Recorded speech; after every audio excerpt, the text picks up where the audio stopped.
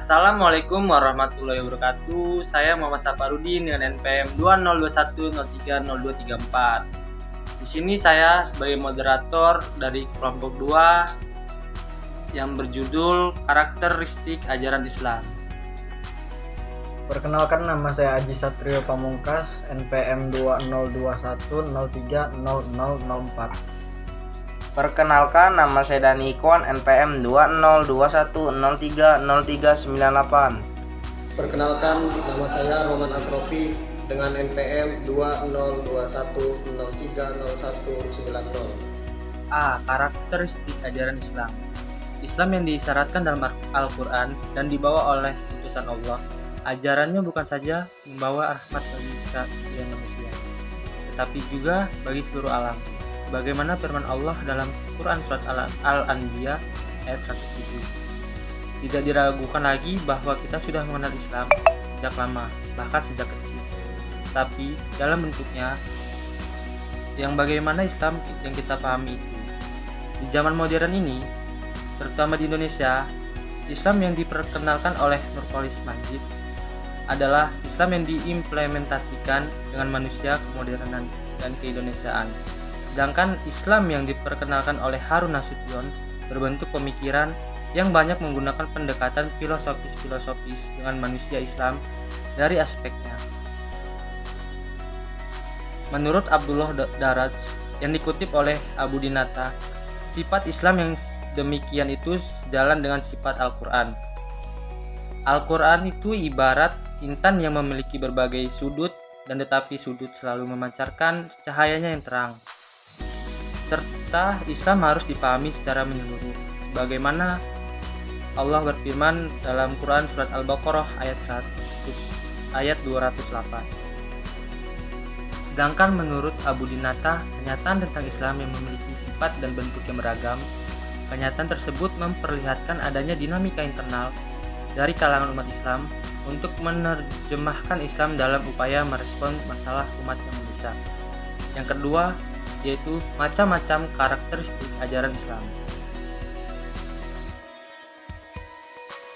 Berdasarkan berbagai sumber kepustakaan tentang Islam, Islam memiliki ciri khas melalui konsepsinya dalam berbagai bidang, seperti bidang agama, ibadah, muamalah, yang di dalamnya termasuk masalah pendidikan, ilmu pengetahuan, kebudayaan, sosial, ekonomi, politik, kehidupan, lingkungan hidup, kesehatan, dan pekerjaan.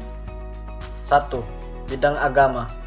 Nurholis Majid dalam karya berjudul Islam Doktrin dan Peradaban berbicara tentang karakteristik ajaran Islam dalam bidang agama. Menurutnya bahwa dalam bidang agama, Islam mengakui adanya pluralisme. Pluralisme menurut Nurholis Majid adalah sebuah aturan Tuhan atau sunnah Allah yang tidak akan berubah, sehingga juga tidak mungkin dilawan atau diingkari. Dan Islam adalah agama yang mengandung Dan Islam adalah agama yang kitab sucinya dengan tegas mengakui hak agama lain, kecuali yang mengandung syirik, untuk hidup dan menjalankan ajaran masing-masing dengan penuh kesungguhan. Islam selaku agama besar terakhir mengklaim sebagai agama yang memuncaki proses pertumbuhan dan perkembangan agama-agama dalam garis kontinuitas tersebut. Tetapi harus diingat bahwa justru penyelesaian terakhir yang diberikan Islam sebagai agama terakhir untuk persoalan keagamaan itu ialah ajaran pengakuan akan hak agama-agama itu untuk berada dan untuk dilaksanakan. Karena itu agama tidak boleh dipaksakan. Quran Surat Al-Baqarah ayat 256. Inilah yang selanjutnya menjadi dasar toleransi agama yang menjadi ciri sejati Islam dalam sejarahnya yang otentik. Suatu semangat yang merupakan kelanjutan pelaksanaan ajaran Al-Quran. Karakteristik ajaran Islam dalam bidang agama tersebut, di samping mengakui adanya pluralisme sebagai suatu kenyataan, juga mengakui adanya universalisme, yakni mengajarkan kepercayaan kepada Tuhan dan hari akhir, menyuruh berbuat baik dan mengajak kepada keselamatan. Dengan demikian, karakteristik agama Islam dalam visi keagamaannya bersifat toleran, pemaaf, tidak memaksakan, dan saling menghargai. Karena dalam pluralitas agama tersebut terdapat unsur kesamaan pengabdian kepada Tuhan. 2. Bidang ibadah. Karakteristik agama Islam selanjutnya dapat dikenal melalui konsepsinya dalam bidang ibadah.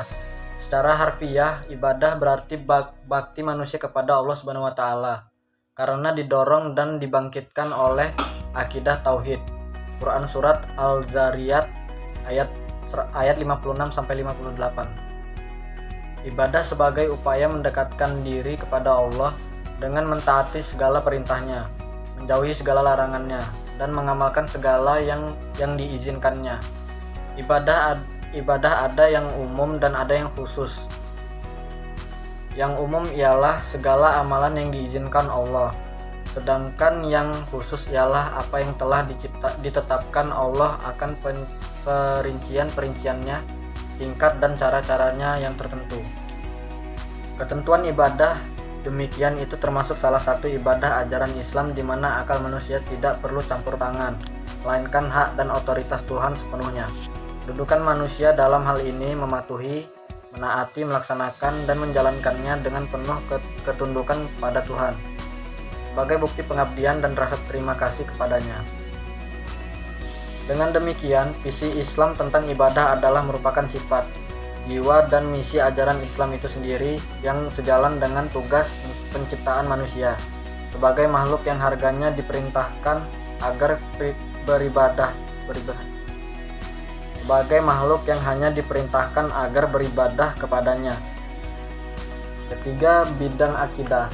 Dalam kitab Mu'jam Al-Falsafi, Jamil Saliba mengartikan akidah menurut bahasa adalah menghubungkan dua sudut sehingga bertemu dan bersambung secara kokoh. Dalam bidang perundang-undangan, akidah berarti menyepakati antara dua perkara atau lebih yang harus dipatuhi bersama. Dalam kaitan ini, akidah berkaitan dengan kata akad yang digunakan untuk arti akad nikah, akad jual beli, akad kredit, dan sebagainya. Karakteristik Islam yang dapat diketahui melalui bidang akidah ini adalah bahwa akidah Islam bersifat murni baik dalam isinya maupun prosesnya. Akidah dalam Islam meliputi keyakinan dalam hati tentang Allah sebagai Tuhan yang wajib disembah. Ucapan dengan lisan dalam bentuk dua kalimat syahadat, yaitu menyatakan tidak ada Tuhan selain Allah dan bahwa Nabi Muhammad sebagai utusannya. Perbuatan dengan amal soleh. Akidah demikian itu mengandung arti bahwa dari orang yang beriman tidak ada rasa dalam hati atau ucapan di mulut dan perbuatan, melainkan secara keseluruhan menggambarkan iman kepada Allah, yakni tidak ada niat, ucapan, dan perbuatan. Akidah dalam Islam selanjutnya harus berpengaruh ke dalam segala aktivitas yang dilakukan manusia sehingga berbagai aktivitas tersebut bernilai ibadah. Di sini saya akan melanjutkan tentang bidang ilmu dan kebudayaan. Karakteristik ajaran Islam dalam bidang ilmu dan kebudayaan bersikap terbuka, akomodatif tetapi juga selektif. Yakni dari satu segi Islam terbuka dan akomodatif untuk menerima berbagai masukan dari luar. Tetapi bersamaan dengan itu Islam juga selektif, yakni tidak begitu saja menerima seluruh jenis ilmu dan kebudayaan, melainkan ilmu dan kebudayaan yang sejalan dengan Islam. Dalam bidang ilmu dan teknologi, Islam mengajarkan kepada pemeluknya untuk bersikap terbuka atau tidak tertutup. Bidang pendidikan.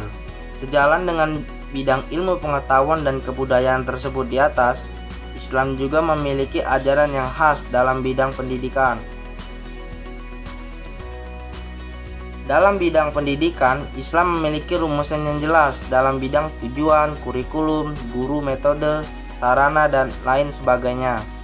Di dalam Al-Quran dapat dijumpai berbagai metode pendidikan seperti metode ceramah, tanya jawab, diskusi, demonstrasi, penugasan, teladan, pembiasaan, karya wisata, hukuman, nasihat, dan sebagainya. Bidang sosial. Selanjutnya, karakteristik ajaran Islam dapat dilihat dari ajarannya di bidang sosial. Ajaran Islam di bidang sosial ini termasuk yang paling menonjol. Islam menjunjung tinggi tolong-menolong, saling menasihati tentang hak dan kesabaran, kesetiakawanan, egaliter, tanggang rasa, dan kebersamaan. Islam ternyata banyak memperhatikan aspek kehidupan sosial daripada aspek kehidupan ritual. Islam adalah agama yang menjadikan seluruh bumi ini masjid, tempat mengabdi kepada Allah Subhanahu wa taala. Dalam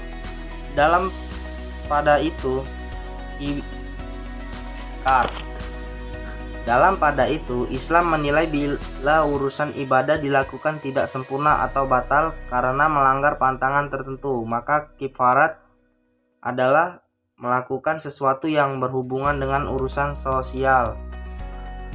Bidang kehidupan ekonomi. Karakteristik ajaran Islam selanjutnya dapat dipahami dalam konsepsinya dalam bidang kehidupan. Islam memandang bahwa kehidupan yang harus dilakukan manusia adalah yang seimbang dan tidak terpisahkan antara urusan dunia dan akhirat. Urusan dunia dikejar dalam rangka mengejar kehidupan akhirat, dan kehidupan akhirat dicapai dengan urusan dunia.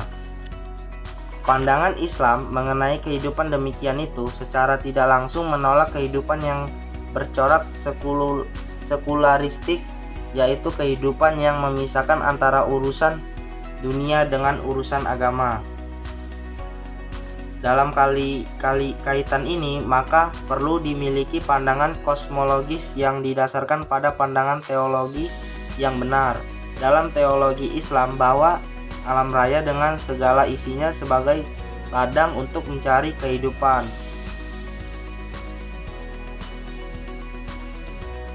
Yang dianggap Tuhan adalah Allah yang menciptakan seluruh dalam ini. Ketika kita menyaksikan keindahan dan kekaguman itu, kita dianjurkan mengucapkan Subhanallah, Maha Suci Allah yang telah menciptakan semua itu. Dengan cara demikian, selainkan keimanan kita bertambah mantap, akan merasakan manfaat atas segala ciptaan Tuhan itu. Dari keadaan demikian, maka ia akan memanfaatkan kehidupan dunia ini untuk beribadah kepada Allah Subhanahu wa taala. Saya di sini ingin melanjutkan materi yang telah disampaikan oleh Dani Ikhwan. Materi selanjutnya, bidang kesehatan. Ciri khas ajaran Islam selanjutnya dapat dilihat dalam konsepnya mengenai kesehatan. Ajaran Islam tentang kesehatan berpedoman pada prinsip pencegahan lebih diutamakan daripada penyembuhan. Dalam bahasa Arab, prinsip ini berbunyi al-wiqyah khair min al-ilaj, berkenaan dengan konteks kesehatan. Ini ditemukan sekian banyak petunjuk kitab suci dan sunnah Nabi Shallallahu Alaihi Wasallam yang pada dasarnya mengarah pada upaya pencegahan. Islam menekankan segi kebersihan lahir dan batin. Kebersihan lahir dapat mengambil bentuk kebersihan tempat tinggal, lingkungan sekitar, badan, pakaian, makanan, minuman, dan lain sebagainya. Dalam hubungan ini dapat diayatkan Al-Quran Surat Al-Baqarah ayat 222. Sesungguhnya Allah menyukai orang-orang yang bertaubat dan menyukai orang-orang yang mensucikan diri. Bertaubat sebagaimana dikemukakan pada ayat tersebut akan menghasilkan kesehatan mental, sedangkan kebersihan lahiriahnya menghasilkan kesehatan fisik.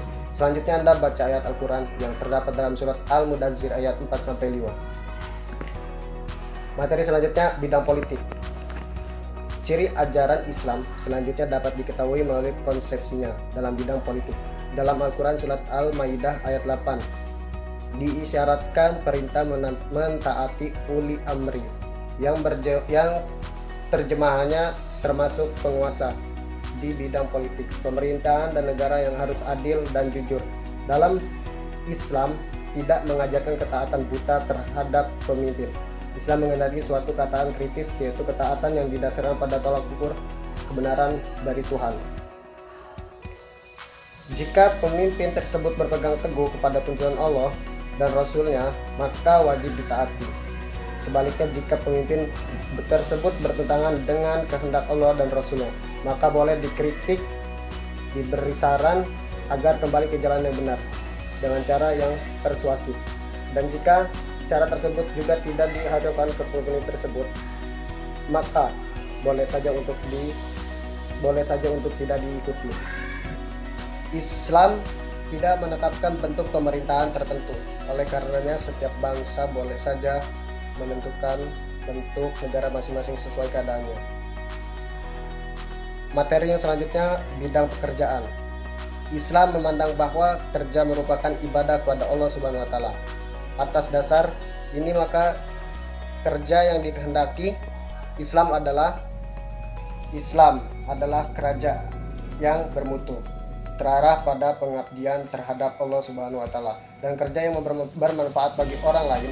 Untuk itu Islam tidak menekankan pada banyaknya pekerjaan, tetapi pada kualitas manfaat kerja. Nabi Muhammad SAW mengingatkan kepada umatnya bahwa orang yang paling baik adalah yang paling bermanfaat bagi orang lain. Untuk menghasilkan produk pekerjaan yang bermutu, maka Islam memandang kerjaan yang dilakukan adalah kerja yang profesional, yaitu kerja yang didukung ilmu pengetahuan, keahlian, pengalaman, kesungguhan, dan seterusnya. Suatu pekerjaan yang diserahkan bukan pada ahlinya, menurut hadis Nabi, teguhlah kehancurannya. Islam sebagai disiplin ilmu. Selain sebagai ajaran yang berkenaan dengan berbagai bidang kehidupan dengan ciri-cirinya yang khas tersebut, Islam juga telah tampil sebagai sebuah disiplin ilmu, yaitu ilmu keislaman menurut Peraturan Menteri Agama Republik Indonesia tahun 1982, bahwa yang termasuk disiplin ilmu keislaman adalah Al-Quran, tafsir, ilmu kalam, filsafat, tasawuf, hukum Islam, fikih, sejarah kebudayaan Islam, serta pendidikan Islam. Menurut Harun Nasution mengatakan bahwa Islam berlainan dengan apa yang umumnya diketahui, bukan hanya mempunyai dua aspek, tetapi mempunyai berbagai aspek. Islam sebenarnya mempunyai aspek teologi, aspek ibadah, aspek moral, aspek mistisme, aspek filsafat, aspek sejarah, aspek kebudayaan, dan sebagainya. Islam adalah agama yang mengajarkan perdamaian, toleransi, terbuka, bersamaan, egaliter, kerja keras yang bermutu, demokratis, adil, seimbang antara urusan dunia dan akhirat, berharta, memiliki kepekaan terhadap masalah-masalah sosial kemasyarakatan, mengutamakan pencegahan daripada penyembuhan dalam bidang kesehatan dengan cara memperhatikan segi kebersihan ibadah, badan, pakaian, makanan, tempat tinggal, lingkungan, dan sebagainya. Karakteristik Islam yang demikian ideal itu tampak masih belum seluruhnya dijumpai dalam kenyataan umatnya. Antara ajaran Islam yang ideal dan kenyataan umatnya yang demikian itu masih ada kesenjangannya.